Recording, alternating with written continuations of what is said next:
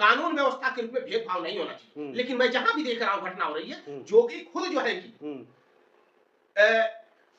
एक रेखा खींच रहा है सवर्णों का कि हम सवर्ण इन पे कार्रवाई इस तरह से होनी चाहिए, ये दलित पिछड़े अल्पसंख्यक इस के खिलाफ, जबकि शासन सत्ता के लोगों को नहीं चाहिए। अगर अपराध करता है, चाहे किसी भी बिरादरी का, वो अपराधी है, उसके साथ अपराधी की तरह ही व्यवहार होना चाहिए। नहीं, मैं पूरे भारत की बात कर रहा हूं। हाँ। बहन मायावती जी के जैसा हाँ। कोई शासक ना था हाँ। ना है और ना होगा, क्योंकि जो शासन में भेदभाव करके शासन चलाता है वो कभी साफ सुथरी सरकार नहीं दे सकता। ना उसका लाइन ऑर्डर कमजोर होगा, सही होगा, ना उसका जो है कि विकास सही होगा, ठीक है, और ना उसका कोई भी व्यवस्था सुचारू रूप से काम चाहे।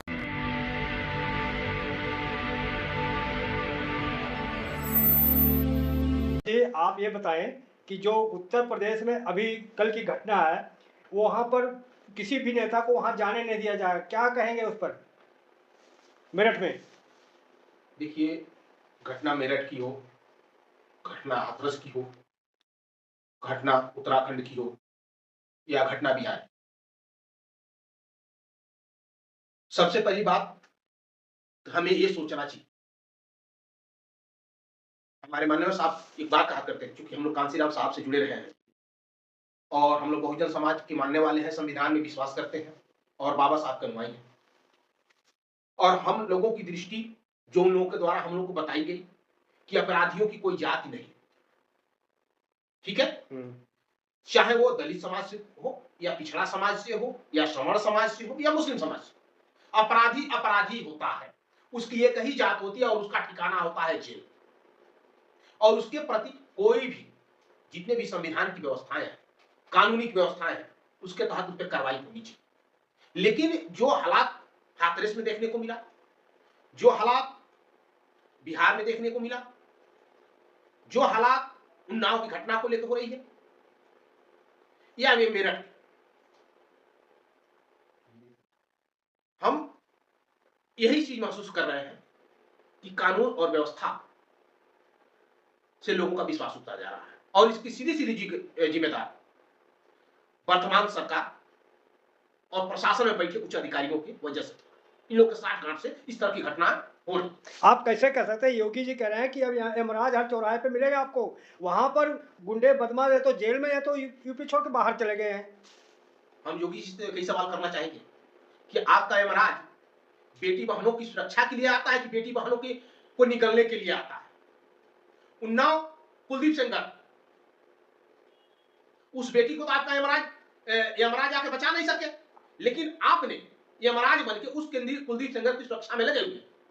आप छोटी सी छोटी घटना पे जहां एससी ओबीसी माइनॉरिटीज की बात आती है, आपका बुलडोजर पहुंच जाता है, लेकिन जहां आपके स्वजाति लोगों की बात आती है तो आप उसको अपराधी ना मान के अपना जाति का मान लेते हैं, और यही आपकी कानून व्यवस्था और लॉ एंड ऑर्डर की पोलपट्टी खुलती है और उसका परिणाम है कि कानून व्यवस्था कहीं ना कहीं अधिकारी चाहते हुए भी कार्रवाई करने में विफल हो रहे हैं।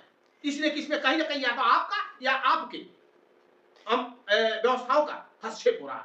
आप गलत आरोप लगा रहे हैं। वहां कानून का राज चल रहा है उत्तर प्रदेश में, कानून का राज चल रहा है उत्तर प्रदेश में। हाँ। तो हाथरस की बेटी को तेल डाल करके 12 बजे रात में जलाया गया, ना तो हिंदुवासी संगठन बोल पाए, ना ये महिला आयोग उस पर एक्शन लिया, और ना ही उसको आज तक पूर्ण रूप से न्याय मिल पाया। ईमानदारी की चीज है ये। क्या वो हिंदू नहीं थी? क्या वो किसी की बहन नहीं थी? क्या वो इस भारत की नागरिक नहीं थी? उसको क्या न्याय पाने का अधिकार नहीं है? अगर है तो जोगी जी मुझे ये बताएं कि उस लड़की को जलाने में जो भी प्रशासन के लोग थे, क्या उनके खिलाफ आज तक कार्रवाई हो पाई? ना तो ये नेता पूछ पा रहे हैं और ना वो उसको जवाब दे पा रहे हैं। क्या लगता है कि मेरठ में बुलडोजर जाएगा, वहां पर पहुंचेगा, या तेल खत्म हो गया है? यही तो मैं सवाल कर रहा हूं जोगी जी साहब के माध्यम से कि आप हमें जवाब दें कि इन लोगों के खिलाफ आपका बुलडोजर पहुंच जाता है, लेकिन जब कुलदीप सिंह सेंगर जैसे लोगों के हाथरस बेटी के साथ जिन लोगों ने किया, उन लोगों के घर पे बुलडोजर के, उन्नाव की बेटी के साथ हुआ उसके घर में बुलडोजर पे, या मेरठ में जो बेटी के साथ हुआ अभी वर्तमान में कल परसों घटना है, उन अपराधियों के घर पे बुलडोजर जोगी जी का कब चलेगा? जोगी जी आपके बुलडोजर का अगर तेल खत्म हो गया तो बताओ, हम बहुजन समाज के लोग इतने सक्षम हैं, हम 1-1 रुपया दे देंगे तो कम से कम कई हजार बुलडोजर खरीद के चले आएंगे। अगर खराब हो गया तो नया खरीद लेना, अगर तेल खत्म हो गया हो तो भारत की छोड़ो, तुम विदेश से डायरेक्ट 24 घंटे में उतने पैसे में तेल आ जाएगा। आप क्या कहना क्या चाह रहे हो? क्या योगी जी जात देकर उनको बुलडोजर चलता है क्या? वो योगी तो है नहीं पहला नंबर, उनको जोगी मत करो ना। मैं सीधे सीधे कहता हूँ, वो यूपी के भी नहीं है, वो उत्तराखंडी पहाड़ों का रहने वाला, यूपी में आके जंगल राज कायम कर दिया। वो जंगली है सीधे सीधे, वो पहाड़ी हो और जंगल राज कायम किया हमारे यहाँ। कानून व्यवस्था के रूप में भेदभाव नहीं होना चाहिए। लेकिन मैं जहां भी देख रहा हूं घटना हो रही है, जोगी खुद जो है कि एक रेखा खींच रहा है सवर्णों का कि हम सवर्ण इन पे कार्रवाई इस तरह से होनी चाहिए, ये दलित पिछड़े अल्पसंख्यक इनके खिलाफ, जबकि शासन सत्ता के लोगों को नहीं चाहिए। अगर अपराध करता है, चाहे किसी भी बिरादरी का, वो अपराधी है, उसके साथ अपराधी के तरह ही व्यवहार होना चाहिए। मैं कह रहा हूँ आप उत्तर प्रदेश का हैं, तो आप उत्तर प्रदेश में आप मायावती का भी शासन देखा, योगी का भी देखा और अखिलेश का भी देखा। उत्तम किसका सरकार रही जो कि लॉ एंड ऑर्डर ठीक था और गुंडे बदमाश थर थर कांपते थे? यूपी की नहीं, मैं पूरे भारत की बात कर रहा हूँ। हाँ। बहन मायावती जी के जैसा हाँ। कोई शासक ना था, हाँ। ना है और ना होगा। क्योंकि जो शासन में भेदभाव करके शासन चलाता है, वो कभी साफ सुथरी सरकार नहीं दे सकता। ना उसका लाइन ऑर्डर कमजोर होगा, सही होगा, ना उसका जो है कि विकास सही होगा, ठीक है, और ना उसका कोई भी व्यवस्था सुचारू रूप से काम। चाहे अखिलेश यादव हो, चाहे बहन जी हो, ये तो जातिवाद फैलाते हैं, जातिवाद करती हैं ये लोग।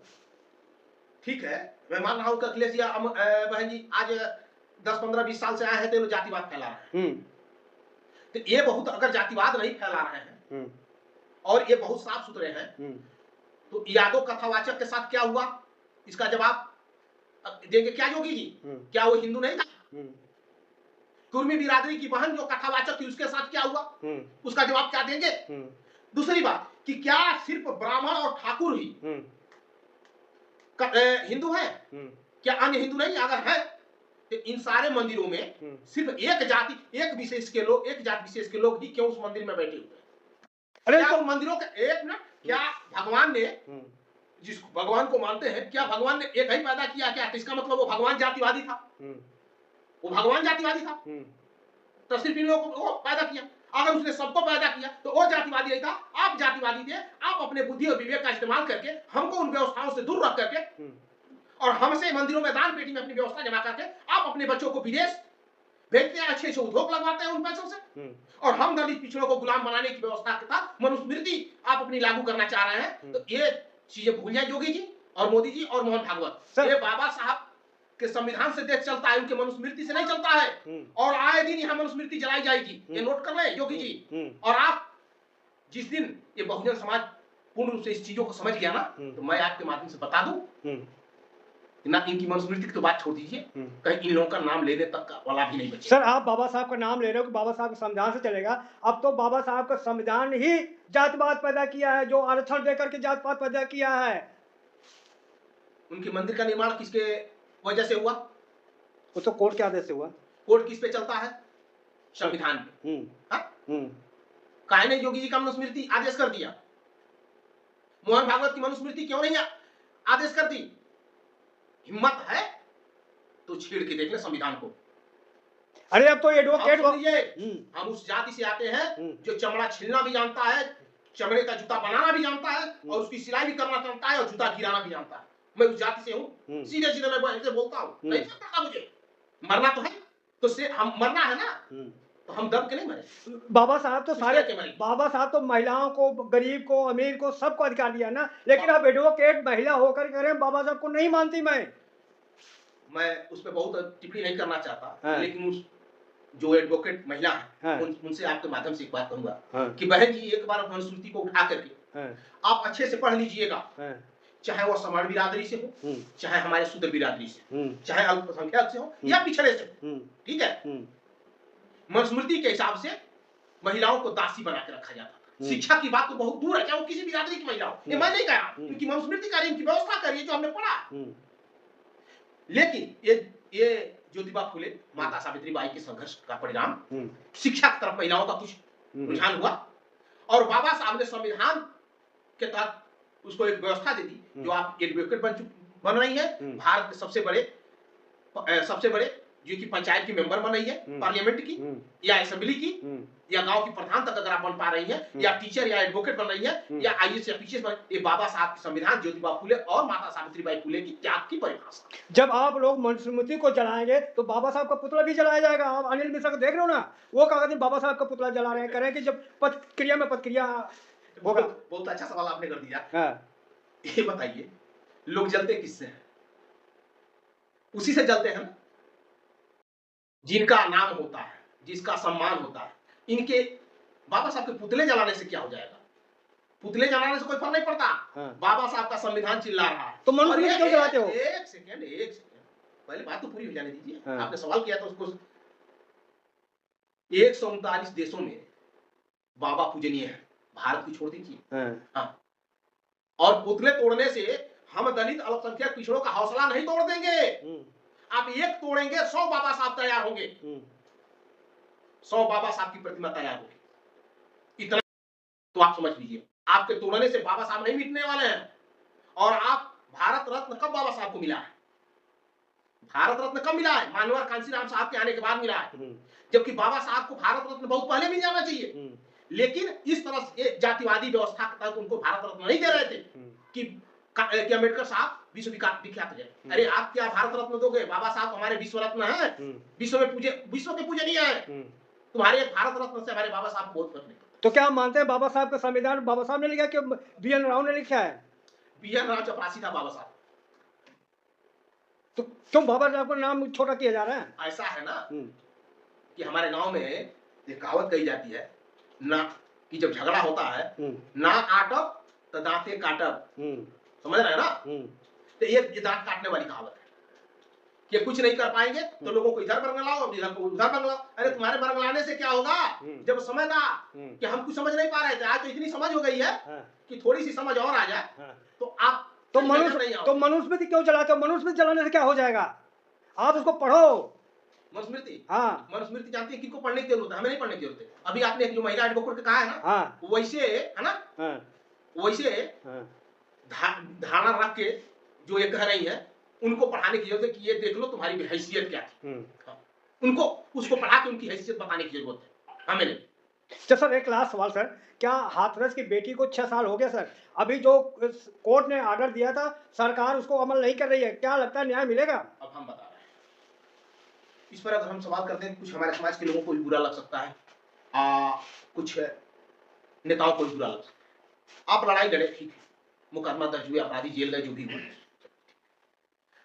सबसे पहले यक्ष प्रश्न तो ये बनता है कि क्या उसमें जो भी संलिप्त आईएएस, आईपीएस, पीसीएस थे, उन पे कार्रवाई की गई, मुकदमा दर्ज किया गया या नहीं? अभी तक आधा अधूरा कार्रवाई तो आपका ग्राउंड पर ही पड़ा हुआ। कोर्ट की आदेश की बात छोड़ दीजिए। तो ये जो नेता है ना, ये अपने वोट और अपने पॉपुलैरिटी के लिए लड़ रहे हैं, ना कि उनको न्याय दिलाने के लिए। जैसे कि कल के घटना में, जो मेरठ की घटना है, आते ही कोई दीवार फांद के दौड़ रहा है, तो कोई जाके रोड पे अपना पॉपुलैरिटी दिखा रहा है कि मैं प्रशासन को लड़के जा रहा हूं उससे। अरे मिल जाने से क्या, उसके घर पे पहुंच जाने से उससे न्याय मिलेगा? नहीं, न्याय कार्रवाई से मिलेगी। घटना तो हो चुकी है, मैं मानता हूं पीड़िता है, उसके साथ में खड़ा होने की जरूरत है, लेकिन उससे बड़ी आवश्यकता है कि जो बाबा साहब के द्वारा बनाए गए संविधान और जो नियम है, उसके साथ उस घटना पे कार्रवाई प्रशासन कर रहा है कि नहीं कर रहा, इस पे हमें जरूरत है। मुझे एक बात के लिए बहुत खुशी होती है, और इस आपके चैनल के माध्यम से, आप जो भी आपके दर्शक देख रहे हैं उन सबके माध्यम से मैं ये बात जरूर कहूंगा माननीय बहन जी को कि वो बहुत कुछ ना करके वो जो भी कदम उठाती है बहुत ठोस और बहुत सोच समझ के, मैं इनकी बहुत जितनी तारीफ करता हूँ, बिल्कुल सही है। और जो कहती है कि हम बाबा साहब के संविधान को मान के चलते हैं, कानून में विश्वास रखते हैं, उन्होंने इसके तहत जो अपनी टीम उन्होंने बनाया, जो निर्देश किया अपने नेताओं को, वो सीधे सीधे सबसे पहले थाने पे गए और थाने पे उन्होंने कार्रवाई की व्यवस्था देखी, प्रशासन से बात की, फिर वहां से प्रशासन से कहा कि मैं शांति ढंग से उस परिवार से मिलूंगा। वो लोग आए और इतने अच्छे तरीके से बात कर रहे थे, मैं आप लोगों के माध्यम से मैं उसको देख पा रहा हूं, क्योंकि मौके मैं नहीं, तो मुझको इतना अच्छा लगा कि उन्होंने प्रशासनिक कार्रवाई की जानकारी ली, जो उनको उसमें लगा कि नहीं ये सही नहीं हो पा रहा, उसके लिए उन्होंने उनसे बात की कि नहीं इस पर ऐसे नहीं, ऐसे कार्रवाई होनी चाहिए। परिवार के लोगों से मिला इतना शांति तरीके से, और उस पर कार्रवाई ठोस हुई भी, गिरफ्तारी हुई। चाहे जो भी थे वहां से मामला जो भी हो, लेकिन आया ये प्रश्न, ये बहुत अच्छा लगा। बाकी नेताओं ने क्या किया, ना कार्रवाई पे क्या आपने क्या कार्रवाई किया, इसकी जांच पड़ताल नहीं की। बस वहां जाके क्या हम दलित पिछड़े अल्पसंख्यकों की अब यही हैसियत रह गई, महान महान बेटियों की इज्जत लूटी जाए, मौत वो आए मर्डर करके चले जाए और हम मुआवजा के लिए तड़पते रहे। क्या मुआवजा से हमें न्याय मिल जाएगा? मुआवजा से बड़ी बात यह है कि अगर ये 85% की चिंता करते हैं, चाहे जो भी नेता हो, मैं किसी एक पे नहीं, पिछले के तमाम लोग उसकी राजनीति कर रहे हैं, हिम्मत है तो एक बार केंद्र सरकार से सवाल करें। बिहार में ठाकुर और मौर्य, ठाकुर की बेटी, सवर्ण जाति की बेटी और मौर्य पिछड़े वर्ग का बेटा लव रिलेशनशिप में थे, उन लोगों का चल रहा था फेयर, लड़के लड़की जिद पे थे कि हम शादी करेंगे, वहां पे मौर्य समाज की बेटी को मारा गया, पिछड़े समाज। अगर यहां भी इस तरह की बात आ रही है, यहां दलित समाज को मारा गया। यानी जहां भी मामले इस तरह के आ रहे हैं वहां 85% के लोग ही मारे जा रहे हैं। ये बहुत बड़ा एक सोचने वाली विषय बन गई। तो जो मेरठ का घटना है आप जोड़ रहे हो, बता रहे हो, और जो हाथरस वाला है, क्या ऐसा फिर दोबारा घटने के लिए नेता इंतजार कर रहे हैं तब इसका रोकथाम लगेगा? क्या है इसका रास्ता? एक चीज सुन लीजिए, हाँ, जो हाथरस में कार्रवाई अभी तक पूर्ण नहीं, मैंने अभी बताया हाँ, कि जिस बेटी को 12 बजे रात में जिन अधिकारियों ने तेल डालकर जलाया, कार्रवाई में विसंगतियां पैदा की, जिसका परिणाम हो अल्लाह काफी दिनों तक चला। उन अधिकारियों पर क्या कार्रवाई हुई? खैर, जिन लोगों ने घटना का अंजाम दिया, आपने चाहे ना चाहते हुए भी आपने उसके खिलाफ कार्रवाई किया, वो तो वहां तक समझ मुझको आ रहा है, ठीक है आपने किया, लेकिन जो उसमें अधिकारी लिप्त थे उन पे अभी तक कार्रवाई प्रशासन द्वारा क्यों नहीं किया गया? इस पर ना नेता कोई बोल रहा है, ना प्रशासन बोल रहा है, ना सरकार। क्यों नहीं बोल रहा है? इसलिए कि जो नेता है वो सिर्फ भुनाने पे लगे हैं कि दलित की बेटी हो, मुस्लिम की बेटी हो, पिछड़े की बेटी हो या सामान्य बेटी हो। सुन लीजिए, चाहे वो भाजपा हो, कांग्रेस हो या जो भी पार्टियां, बस इस तरह की घटना हुई, गए फोटो खिंचवाए, ट्विटर पर लगाए, है ना, इंस्टाग्राम पे डाले, सोशल मीडिया में आ जाए, मीडिया में आ जाए, लोग हमें जान ले, हमें नेता अपना मानने लगे। लेकिन आपको नेता मान लेने से उसको न्याय नहीं मिलेगा, उसको न्याय संवैधानिक तरीके से मिलेगा। जिसने घटना किया उसके खिलाफ मुकदमा दर्ज हो गया, ठीक। लेकिन इसमें जो उस घटना से संबंधित अधिकारी कर्मचारी जो भी है, पुलिस अफसर हो या जो भी नेता नुती जो भी हो, उन पे अभी तक कार्रवाई क्यों नहीं की गई? चाहे जितने लोग चिल्लाए हाथरस में जाके, मैं उन सबसे सवाल पूछता, उस पर क्या इन लोगों ने सरकार के खिलाफ कभी धरना प्रदर्शन किया कि तुमने उसमें जो लिप्त अधिकारी कर्मचारी थे, जो बेटी को जलाए ले आकर हंसते हुए उस बेटी को जला रहे, मट्टी का तेल डालकर हंस रहे हैं, क्या उनकी वो अपनी बेटी को इस तरह से तेल डाल के जलाते हुए हंसेंगे? क्या बेटियां भी दो वर्गों में बटे? क्या कि जो सवर्ण की बेटियां जलाई जाएंगी वो देश की बेटी है, और जो दलित है वो दलित की बेटी देखिए, मेरे सोच में बेटी बेटी होती है, चाहे वो सवर्ण की हो, चाहे अनुसूचित की हो, चाहे पिछड़े वर्ग की हो, चाहे अल्पसंख्यक वर्ग की हो, चाहे किसी की बेटी हो, बेटी बेटी होती है। बेटी किसी जात की नहीं होती है, एक बेटी बेटी ही होती है, ठीक है। और किसी भी बेटी के साथ इस तरह की घटना ना हो, मैं इसके लिए खुद दुआ करता हूँ, प्रार्थना करता हूँ। अगर इस तरह की घटना होती है, उसमें चाहे जो भी हो, खुद मैं ही क्यों ना हो, मुझको न्यायिक दंड भुगतना चाहिए और इसमें सरकार को बगैर देरी किए समुचित कार्रवाई करनी चाहिए।